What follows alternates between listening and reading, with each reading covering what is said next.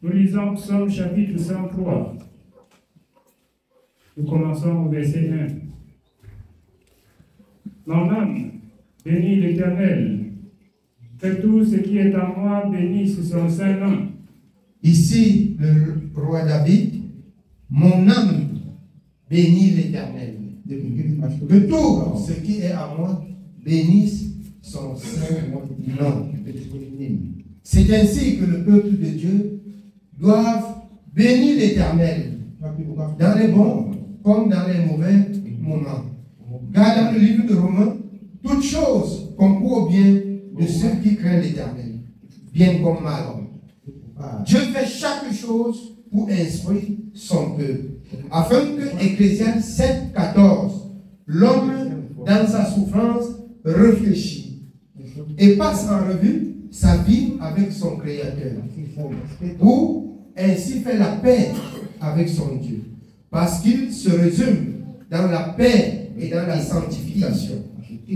Amen. On continue. Nous continuons au verset 2. Mon âme bénit l'Éternel et n'oublie aucun de ses bienfaits. C'est lui qui pardonne toutes tes iniquités. C'est lui qui pardonne tous mes péchés, toutes mes iniquités. Et si c'est lui qui pardonne tous mes péchés, je le bénirai dans la souffrance comme dans les jours de joie, de paix. Je le bénirai. Mon âme sans cesse doit bénir l'Éternel. Oui, on continue.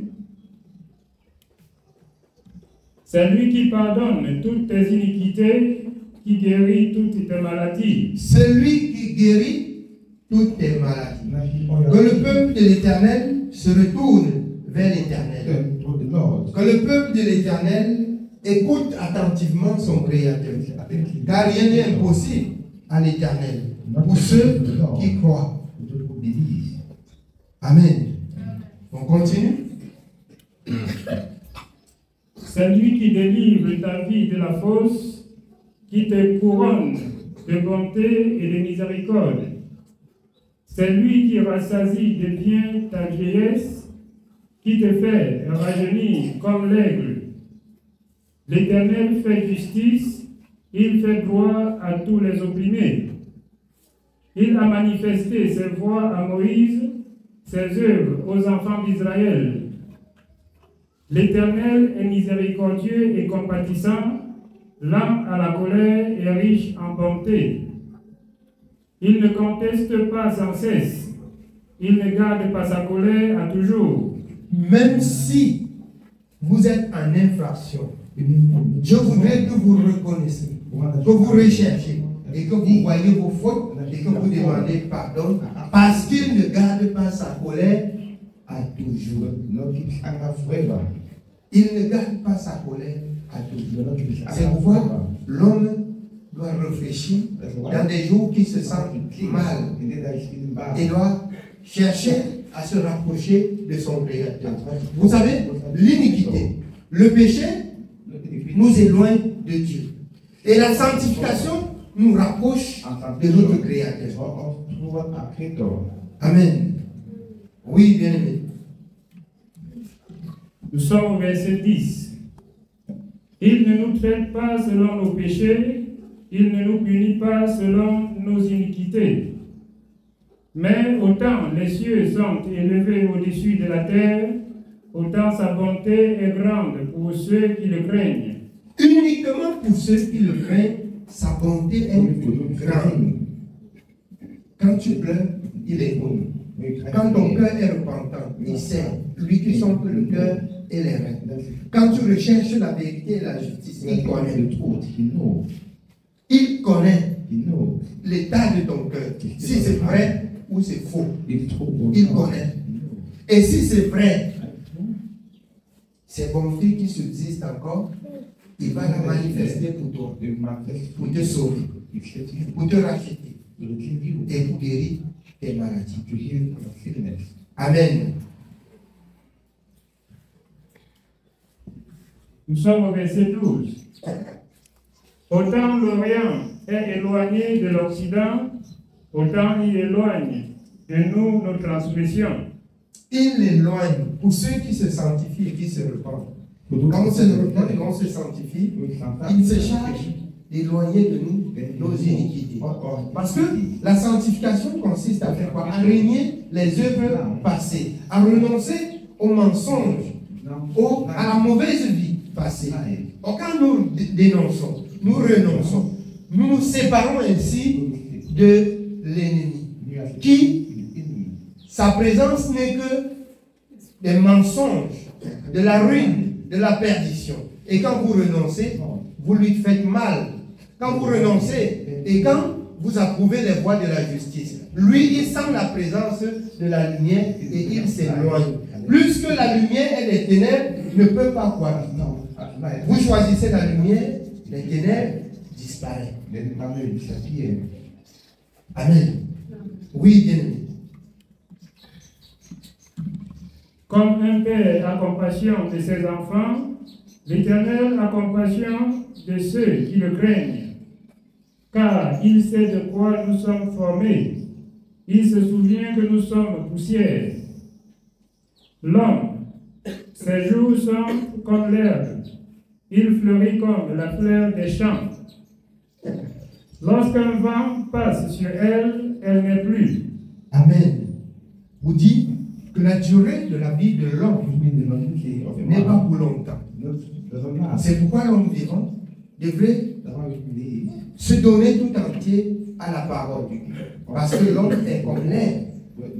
Quand ça pousse la fleur, après ça sèche et ça tombe. C'est fini. Ça retourne à la terre et ça devient la terre. De même que l'homme qui a été tiré de la terre, d'un moment à l'autre, doit sécher et tomber et va redevenir la terre. Donc, pour les jours que Dieu t'accorde de vivre, ce sont des jours que tu dois marcher dans la justice et dans la vérité. Pour ainsi préparer ton éternité, ta paix auprès de ton Créateur. Amen. Oui, bien. Nous sommes au verset 16. Lorsqu'un vent passe sur elle, elle n'est plus, et le lieu qu'elle occupait ne la reconnaît plus. Mais la bonté de l'Éternel dure à jamais pour ceux qui le craignent, et sa miséricorde pour les enfants de leurs enfants, pour ceux qui gardent son alliance et se souviennent de ses commandements afin de les accomplir. L'Éternel a établi son trône dans les cieux et son règne domine sur toutes choses. Uniquement pour ceux qui gardent son alliance, pour ceux qui craignent sa parole. Dieu a de la bonté pour ceux-là. Uniquement pour ceux qui craignent son nom. Uniquement pour ceux qui recherchent la justice et la paix. Uniquement pour ceux qui marchent selon ses prescriptions. Car il a donné des lois à Moïse pour qu'il enseigne à Israël. C'est la conduite à tenir du peuple d'Israël vis-à-vis de son Créateur. Il dit, voici comment tu dois marcher. Si tu changes, vous n'êtes plus être selon le commandement. Tu n'es plus à la lignée du peuple d'Israël. Tu es rejeté. Mais si tu marches, si tu obéis, si tu fais ce que Dieu a dit, voici, ses bontés sont pour toi. Amen. Oui, bien aimé. Nous continuons au verset 20. Bénissez l'Éternel, vous ses anges, qui êtes puissants en force et qui exécutez ses ordres, en obéissant à la voix de sa parole. Bénissez l'Éternel, vous toutes ses armées, qui êtes ses serviteurs et qui faites sa volonté. Bénissez l'Éternel, vous toutes ses œuvres, dans tous les lieux de sa domination. Mon âme bénit l'Éternel. Amen. Amen. Que votre âme du même bénit l'Éternel pour ce qu'il a fait pour vous. Voici ce que l'Éternel a dit dans le livre d'Ésaïe, chapitre 51, à partir du premier verset.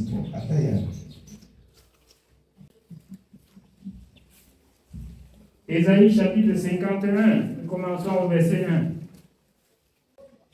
Écoutez-moi, vous qui poursuivez la justice, qui cherchez l'Éternel. Portez le regard sur le rocher d'où vous avez été taillés, sur le creux de la fosse d'où vous avez été tirés. Portez le regard sur Abraham, votre père, et sur Sarah, qui vous a enfanté. Abraham, le père de la foi. Donc Sarah, la mère, de même de la foi, dont les femmes doivent aussi avoir un regard sur Sarah, qui aima son mari au point de l'appeler son Seigneur, qui était une femme soumise. Nous voudrions vous exhorter ce matin, selon que le Seigneur dit dans Ésaïe, si cela n'est pas conforme dans votre vie, vous ne pouvez pas être agréable à quelqu'un, vous ne pouvez pas prier, Dieu écoute. Je vous rappelle cela ce matin. Portez le regard sur cette rocher où vous avez été taillé. Dieu a fait d'Abraham le père de la foi. Le père de la foi. Et ici, donc, il rappelle le peuple d'avoir un regard sur ce rocher où ils ont été taillés. Il prend pour exemple Abraham et Sarah. Moi, en tant qu'homme, enfant de Dieu, homme dans la maison de l'Éternel, je dois regarder la vie d'Abraham. La vie d'Abraham qui, par lui, a peuplé toute la terre.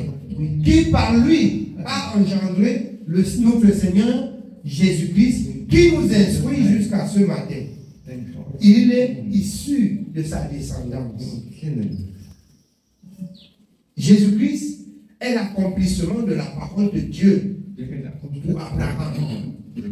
Donc, si vous ne connaissez pas, vous apprenez ce matin à comprendre que si vous obéissez à Jésus, vous avez fait la volonté d'Abraham. Jésus qui lui-même se fait des disciples et qui les a envoyés prêcher, porter cette bonne nouvelle à nous et qui de même ont enseigné la soumission aux femmes comme aux hommes. Amen. Nous continuons. Nous sommes au verset 2. Portez les regards sur Abraham, votre père, et sur Sarah qui vous a enfanté, car lui seul je l'ai appelé. Je l'ai béni et multiplié. Ainsi, l'Éternel a pitié de Sion, il a pitié de toutes ses ruines. Il rendra son désert semblable à un Éden et sa terre aride à un jardin de l'Éternel. La joie et l'allégresse se trouveront au milieu d'elle, les actions de grâce et les chants des cantiques. Mon peuple, sois attentif. Ma nation, prête-moi l'oreille, car la loi sortira de moi et j'établirai ma loi pour être la lumière des peuples. Son peuple, sois attentif. Si tu n'es pas attentif, sa loi, tu ne vas rien comprendre. Tu ne vas rien saisir. Ainsi, la souffrance va t'envahir. Parce que c'est dans sa loi, dans ses principes, qu'on doit réussir.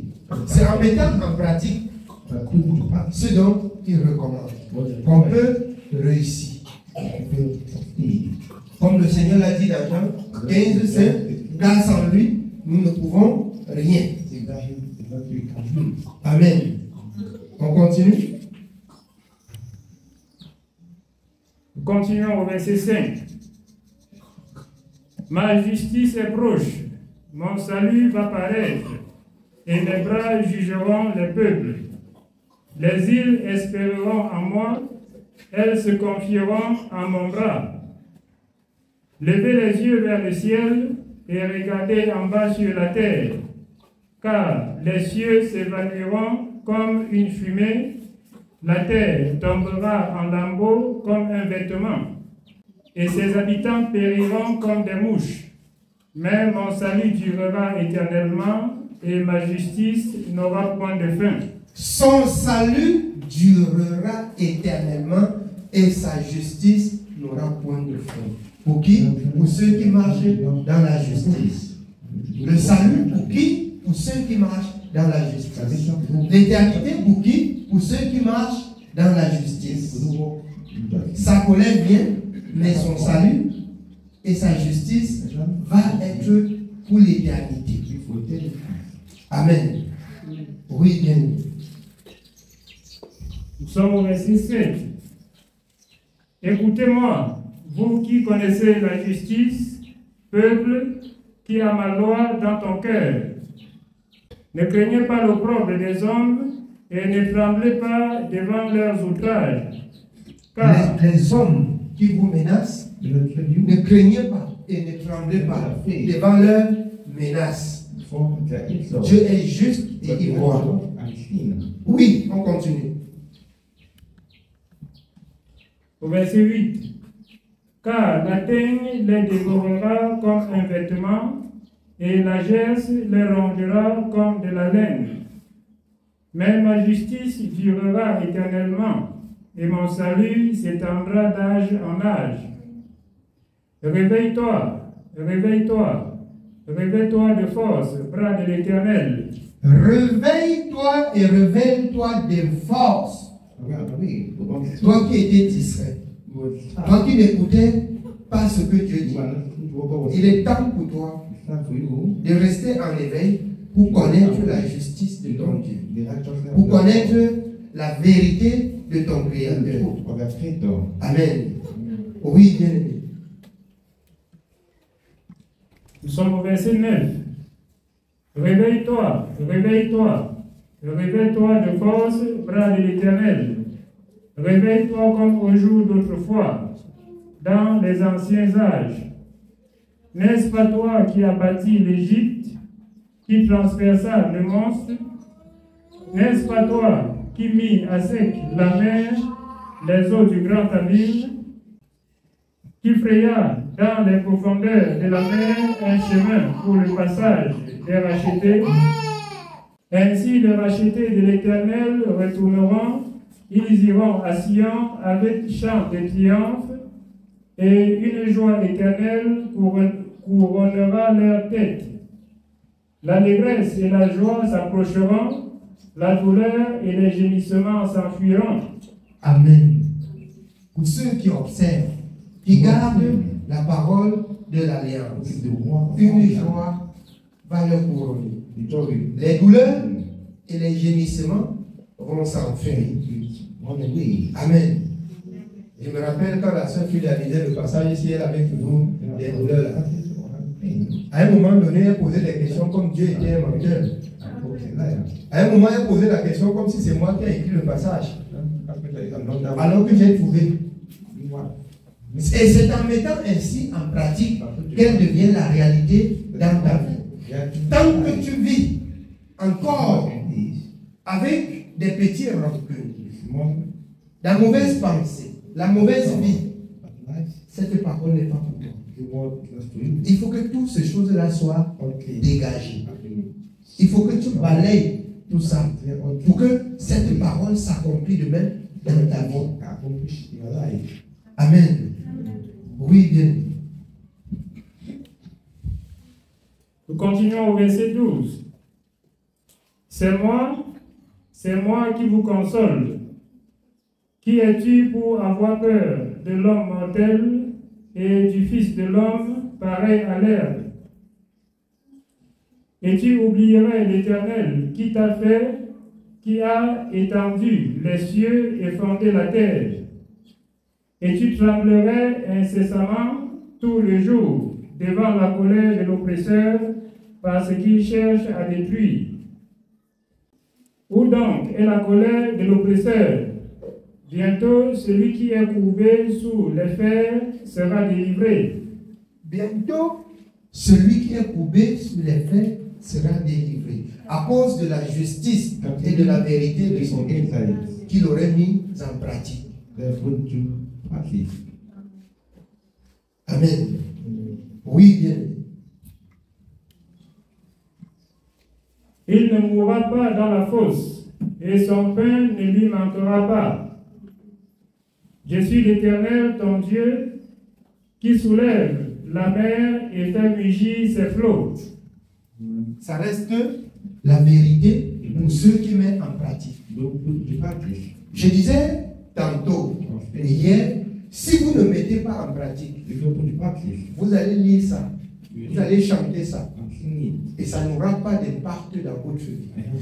Ça devient la réalité lorsque vous la mettez en pratique. Et par la suite, elle impacte votre vie et Dieu se glorifie ainsi. Plus rien ne pourra vous retenir captif lorsque vous avez mis en pratique tout ce que vous avez appris. Amen. On continue. Nous sommes au verset 15. Je suis l'Éternel, ton Dieu, qui soulève la mer et fait mugir ses flots. L'Éternel des armées est mon nom. Je mets mes paroles dans ta bouche et je te couvre de l'ombre de ma main pour étendre de nouveaux cieux et fonder une nouvelle terre et pour dire à Sion, tu es mon peuple.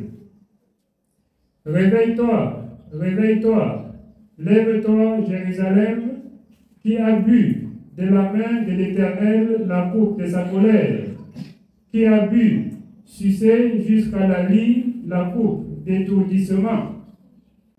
Il n'y en a aucun pour la conduire de tous les fils qu'elle a enfantés.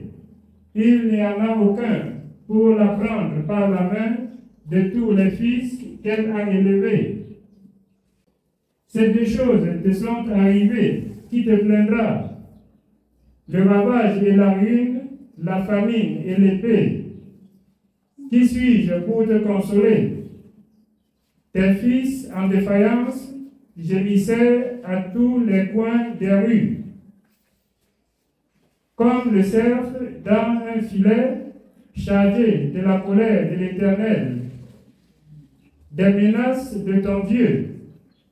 C'est pourquoi, écoute ceci, malheureuse, ivre, mais non de vin. Ainsi parle ton Seigneur, l'Éternel, ton Dieu, qui défend son peuple. Voici, je prends de ta main la coupe d'étourdissement, la coupe de ma colère. Tu ne la boiras plus. Je la mettrai dans la main de tes oppresseurs, qui te disaient, ouvre-toi et nous passerons. Voici, je récupère dans ta main la coupe d'étourdissement. Ce sont tes souffrances qui la portent. Alors, comme le Seigneur dans Matthieu 11, 28, venez à moi, vous tous qui êtes fatigués et chargés, et je vous donnerai du repos. Il récupère cette coupe dans la justice uniquement et dans la vérité. Si vous vous êtes repenti, si vous vous êtes converti, si vous avez changé de façon de vous conduire, alors, si elle tard, marcher dans la sanctification, Habakkuk 2, la parole là, elle s'accomplira. Si longtemps que vous persévérez dans l'obéissance, il a dit dans Matthieu, ce sont ceux-là qui vont persévérer jusqu'à la fin, qui seront sauvés. Lorsque vous vous repentez, je vous éprouve même encore par des douleurs pour voir si votre engagement est ferme. Si votre engagement est ferme, je rends grâce à Dieu, même pour l'enseignement qu'il vous donne, comme au bien-aimé Brice, que le Seigneur nous a donné de comprendre, même avant qu'il ne parle, qu'il a été bien et qu'il s'est levé et qu'il a oublié un peu ce que Dieu lui a dit. Et en réalité, il a rendu témoignage qu'il s'est senti bien, il a négligé de venir encore écouter. Vous voyez que Dieu répond aussi par des douleurs. Il répond par des douleurs. Et je vous exhorte de ne pas relâcher, afin de ne pas recevoir aussi des douleurs. Il, selon Job, parle tantôt d'une manière et tantôt d'une autre. Pour donner à l'homme comprendre quelle est sa volonté, il vient même par des douleurs. Il vient même par des songes. Il vient même par des visions nocturnes. Amen. Oui, on continue. Nous sommes au verset 23. Je la mettrai dans la main de tes oppresseurs qui te disaient, ouvre-toi et nous passerons. Celui qui cherchait à te détruire, la coupe de la destruction, c'est pas moi qui dis. Le Seigneur dit qu'il prend sa coupe et lui donne, comme de même qui dit que quelqu'un qui creuse une fosse y tombera. Celui qui cherche le mal va rencontrer le mal. Celui qui vit dans le mal aura le mal. C'est la vérité. Celui qui recherche la justice. Et tu peux comprendre pourquoi j'ai dit va faire la paix. C'est pas pour que tu ailles enseigner les gens. Que tu ailles dire j'ai rencontré le Dieu créateur et il me demande de faire la paix. Voici, je t'en voulais sur telle chose, maintenant j'ai pardonné. Je voudrais te dire que j'ai pardonné parce que j'ai rencontré le Dieu créateur. Je n'étais pas envoyé d'aller enseigner la parole de Dieu. Mais que tu ailles faire comprendre que tu as rencontré le Dieu qui pardonne et que tu viens dire que tout ce que tu avais dans ton cœur, tu as voulu dire de ta bouche, que tu as pardonné, que c'est fini. Amen. Ça, c'est une force de la part de l'Éternel. Et en ce moment même s'il y avait un lien dans cette condamnation, qui te tenait, science tenant, quand tu pars, un secours. Dieu est un Dieu de paix. Dieu est un Dieu de justice. Dieu est le Dieu de la vérité. Quand la repentance et la réparation est là, les chaînes sont brisées. Amen. Oui, bien-aimé. Tu faisais alors de ton dos comme une terre, comme une rue pour les passants. Amen. Amen. Que l'Éternel soit béni. Pour ceux qui aiment et qui vont rester dans l'amour de cette parole pour avoir la vie éternelle. Voici ce que le Seigneur a ordonné. De faire la paix. Selon Romains 13:8, ne devez rien à personne, si ce n'est de vous aimer les uns les autres. Amen.